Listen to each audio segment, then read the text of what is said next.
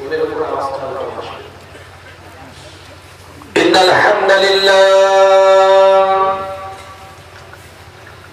الحمد لله رب العالمين والآخرة للمتقين والصلاة والسلام على رسوله وعلى آله وأصحابه أجمعين أما بعد فيا أيها الحاضرون رحمنا ورحمكم الله وقال الله تعالى في شان حبيبه تكريما على رسوله تعظيما لرسوله إن الله وملائكته يصلون على النبي يا أيها الذين آمنوا صلوا عليه وسلموا تسليما اللهم صل على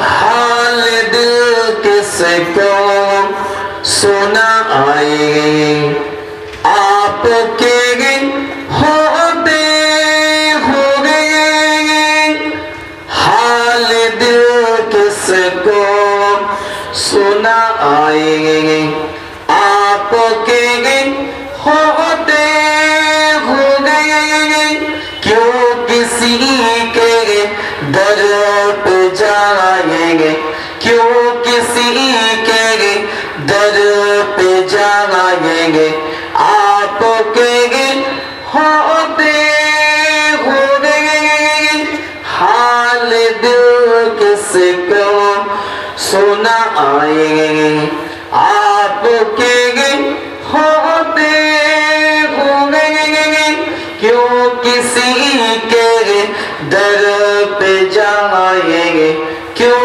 کسی کے در پہ جائیں گے آپ کے ہوتے ہوئے میں غلام مصطفیٰ ہوں اے میری پگ چاند گئے میں غلام مصطفیٰ ہوں اے میری پگ چاند گئے غم مجھے کیوں کر ستائیں گے غم مجھے کیوں کر ستائیں گے آپ کے ہوتے ہوئے حال دل کس کو سنائیں گے آپ کے ہوتے ہوئے کیوں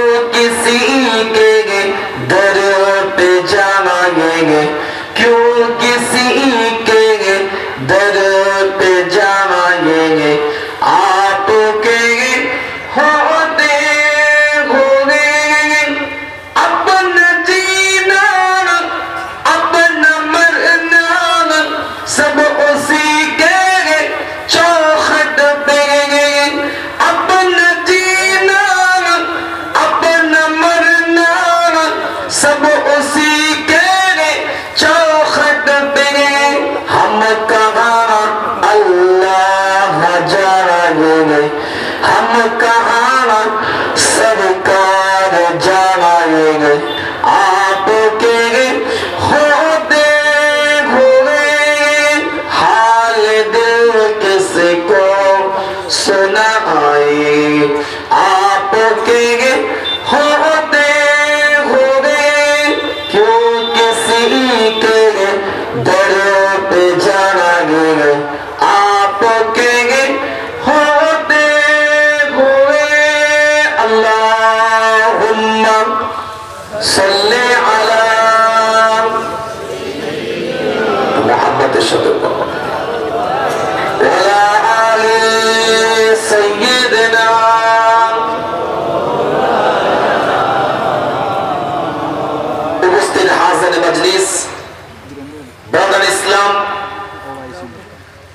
দিনদার নেককার পরেজগার ঈমানদার মুত্তাকি বান্দা। খুব সংক্ষেপ আলোচনা, তাফসীরুল কোরআন মাহফিল আমাকে বিষয়বস্তু দেওয়া হয়েছে। যে সূরাটার থেকে কিছু আয়াত নিয়ে আলোচনা করার কথা বলা হয়েছে, সেই সূরাটার নাম হচ্ছে সূরাতুল হুজুরাত। কোরআন শরীফের 49 নম্বর সূরা। এই সূরার মধ্যে আল্লাহ পাক 18টা আয়াতকে নাযিল করেছেন। আল্লাহ কবুল করেছেন যে আমি গুনাহগার আপনাদের খিদমতে এসেছি, আমার মুখ থেকে যদি আল্লাহ কিছু বলিয়ে দেন ইনশাআল্লাহ আপনাদের খিদমতে আলোচনার দিকে এগিয়ে যাব। শোনার ইচ্ছা আছে তো নাকি? 49 নম্বর সূরা থেকে ইচ্ছা আছে কিছু আলোচনা, সম্পূর্ণ করা সম্ভব নয়। কে কে শুনবেন একটু হাতটা তুলে দেখানো যাবে? দুটো হাত তুলে, টন টন করে হাত তুলে, হাতটা নাড়ান তো দেখি। এটা তাকবীরের ধ্বনি দেন দেখি, নারায়ে তাকবীর। হবে রে বাবা, এটা মেও মেও করলে হবে? ঈমানদারের মতো একটা হাল তৈরি করে জজবা নিয়ে বলেন দেখি, নারায়ে তাকবীর। সুরে একই আওয়াজে বলেন, নারায়ে তাকবীর।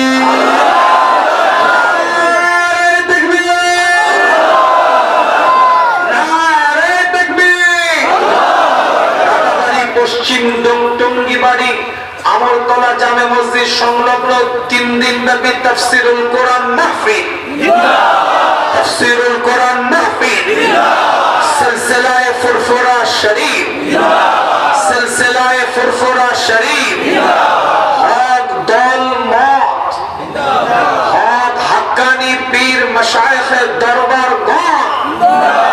নারায়ে তাকবীর,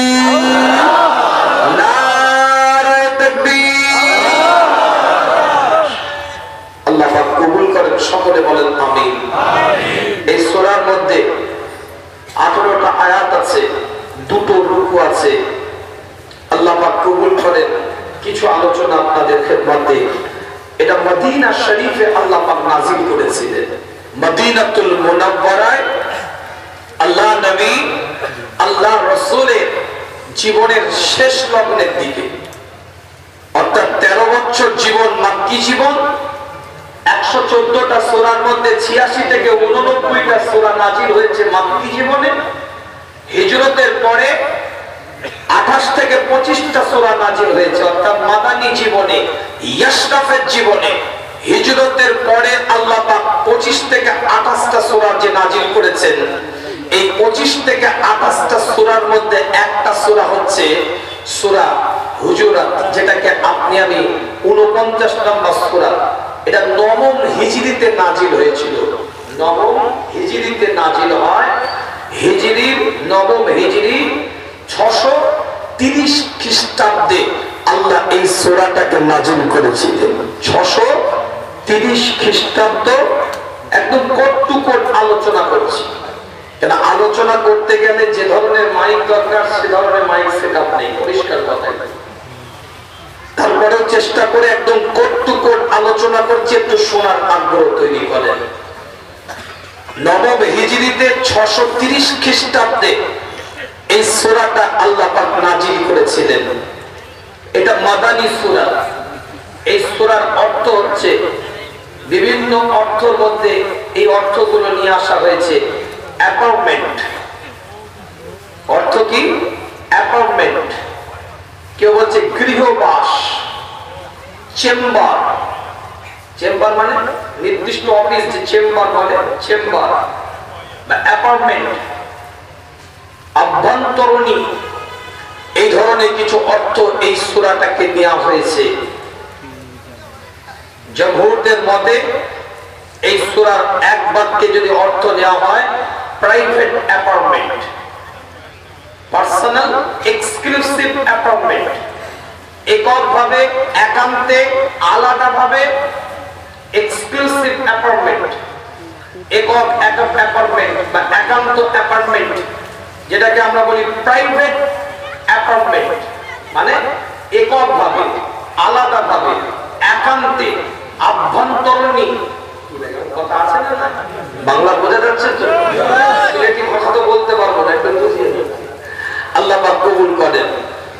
সূরার নাম সূরাতুল হুজুরাত, 18টা আয়াত আছে, 49 নম্বর সূরা, দুটো রুকু, যার অর্থ হচ্ছে personal apartment, private apartment, exclusive apartment, এককভাবে একান্তে আলোচনা, চেম্বার বা গৃহবাস, এতগুলো অর্থ আনা হয়েছে। আল্লাহ পাক কবুল করেন, সকলে বলেন আমিন। জোরে বলা যাবে না আমিন? এই আয়াতটা আল্লাহ পাক 1 থেকে 5 নাম্বার আয়াত যে নাজিল করেছেন। 18টা আয়াত তো সম্ভব নয়, কিন্তু 1 থেকে 5 নাম্বার আয়াত আল্লাহ আমার নবীর শান, মান, ইজ্জত, তাজিমের উপরে নাজিল করেছে। 6 থেকে 8 নাম্বার বিশ্বাসীরা নবীর কাছে কোন বিষয়ে ভুলভাবে উপস্থাপন করার বিরুদ্ধে সতর্ক করেছে। নবীর দরবারে কোন বিশ্বাসী গিয়ে তাকে ভুলভাবে উপস্থাপন করেছে, তার বিরুদ্ধে সতর্ক করা হয়েছে। 9 থেকে 11 নম্বর আয়াতে শান্তি প্রতিষ্ঠাতার দায়িত্বের আদেশ করা হয়েছে। 9 থেকে 11 নম্বর আয়াতে শান্তি প্রতিষ্ঠাতা করার দায়িত্ব আদেশ করা হয়েছে। 11 থেকে 13 নম্বর আয়াতে মুসলমানদের বিভিন্ন দোষ ত্রুটিকে উন্মোচন করা হয়েছে, মানে মুসলমান সেজেও তাদের মধ্যে কিছু ভুল আছে, ত্রুটি আছে, পূর্ণাঙ্গতা নেই। আফাতুমিনুনা বিবাদিল কিতাব ওয়া তাকফুরুনা বিবাদ, পূর্ণাঙ্গতা নেই। আমানু দুখুলু ফিস সিলমি কাফা, পরিপূর্ণতার সাথে আসতে পারে না। ইয়া আইয়ুহাল্লাযীনা আমানু আমিনু, এই আয়াতগুলো আমি সারাংশ বোঝাবার জন্য বলছি যে এই যে ত্রুটি কিছু রয়ে গেছে, পার্সেন্টেজের কম বেশি হয়ে গেছে, 100 এ 100 হয়নি। মুসলমান সেজেও গায়ের কমের মতন কার্যকলাপ ঢুকে আছে। লেবাসে, সুরতে, আখলাকে, চাল চলন, আচার ব্যবহারে, চলা ফেরা, হাঁটা চলা, কথাবার্তায় মুসলমানিত্বের পরিচয় পাওয়া যায়নি। ইউনিফর্মে মুসলমান মুসলমান নাম আছে, টুপি আছে, দাড়ি আছে, জুব্বা আছে, পাগড়ি আছে, আজকান আছে, আলখাল্লা আছে, নামাজ আছে, রোজা আছে, হজ আছে, যাকাত আছে, তাসবিহ আছে, জিকির আছে, ফিকির আছে, মুরাকাবা আছে, মুশাহিদা আছে, তাসকিয়া নফস আছে, আত্মশুদ্ধি আছে, সব আছে, কিন্তু মাথায় টুপি দিয়ে মুখে মিথ্যা কথা আছে। পীরের সোহবতে বসার পরেও ভাইয়ের সম্পত্তি জোট করে নিজের নামে রেকর্ড করা আছে। মূল আলোচনায় যাইনি, আমি কথাটা বোঝানোর জন্য এগুলো বলছি। আয়াতের 18টা আয়াতের কিভাবে পাঠ করেছে এটা বোঝাচ্ছে। যেমন আমি হুজুর এখানে এসেছি, আমার মাথায় হেলমেট পরিয়ে দিয়েছেন, হাতে গ্লাস পরিয়ে দিয়েছেন, পায়ে প্যাড পরিয়ে দিয়েছেন, হাতে ব্যাগ ধরিয়ে দিয়েছেন। দেখে কি মনে হচ্ছে? পাক্কা প্লেয়ার। কিন্তু আমার ব্যাগ ধরার স্টাইল দেখে মনে হবে না হুজুর মনে হয় জীবনে খেলেনি। আমার গায়ে জার্সি দিয়ে দিয়েছেন, পায়ে বুট পরিয়ে দিয়েছেন, বল দিয়ে দিয়েছেন, নিজের পায়ে নিজে জড়িয়ে পড়ে যাচ্ছি। দেখে কি মনে হচ্ছে? পাক্কা ফুটবলার। আমার পোশাকে, ইউনিফর্মে কি মনে হচ্ছে? পাক্কা ফুটবলার। কিন্তু আমার মাঠের খেলা বলছে আমি প্লেয়ার নই। ভালো করে বুঝবেন, আমি আজকে 5টা আয়াতের উপর আলোচনা করব, কিন্তু 18টা আয়াতের সারাংশটাকে সামারিটা বলে দিচ্ছি, সাবস্টেন্সটা বলে দিচ্ছি। আর আমি এই ড্রেসে আছি, মাথায় পাগড়ি, টুপি, জুব্বা, আজকান, আলখাল্লা। আপনি বল ছুড়লেন, ক্যাচটা ধরে নিলাম। আপনি ফুটবলে একটা শট মারলেন, বুকে করে রিসিভ করে পায়ে করে নামিয়ে 3 জনকে ডিভিলিং করে আমি বলটা পাস দিয়ে দিলাম। আমার পোশাকে কিন্তু আমি প্লেয়ার নয়, আমার খেলাতে মনে হচ্ছে ছোটবেলায় খেলতো। হুজুর মনে হয় ছোটবেলায় খেলতো। ভালো করে বুঝবেন, টুপি, দাড়ি, জুব্বা, পাগড়ি, আজকাল, আলখাল্লা, এটা আপনার বাহ্যিক ইউনিফর্ম, পোশাক। মুমিন হতে গেলে এগুলো লাগে। কিন্তু টুপি মাথায় দিয়ে যদি জবানে মিথ্যা বেরোয়, মাথায় পাগড়ি দিয়ে যদি মুখ দিয়ে গীবত বেরোয়, গায়ে জুব্বা লাগিয়ে যদি অপরের সম্পত্তি নিজের নামে জোর করে রেকর্ড করা হয়, এর দ্বারাই বোঝা যাচ্ছে এই ইউনিফর্ম পড়েছে, পোশাক পড়েছে, জার্সি গায়ে দিয়েছে, কিন্তু এখনো পর্যন্ত প্লেয়ার হতে পারেনি। কথা ঠিক বললাম না ভুল? কথাটা বোঝা গেল না বোঝা যায়?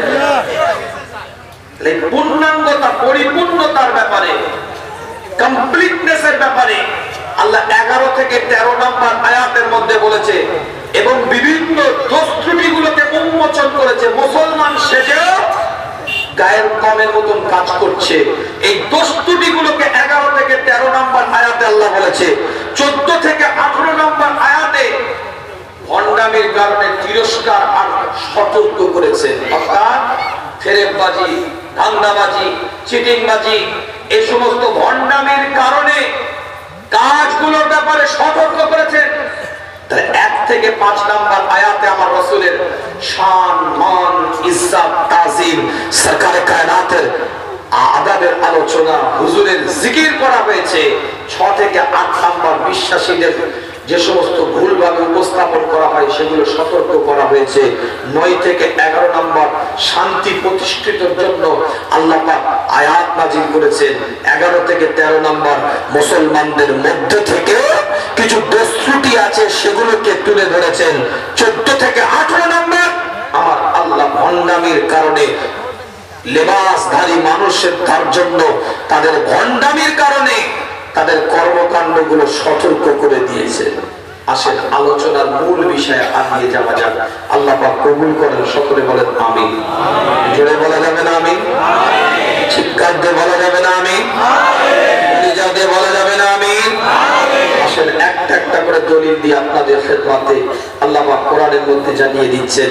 সূরা হুজুরাত 49 নম্বর সূরা 1 নম্বর আয়াত, ইয়া আইয়ুহাল্লাযীনা আমানু লা তুকদ্দিমু বাইনা ইয়াদাইল্লাহি ওয়া রাসূলিহি ওয়াত্তাকুল্লাহ ইন্নাল্লাহা সামিউন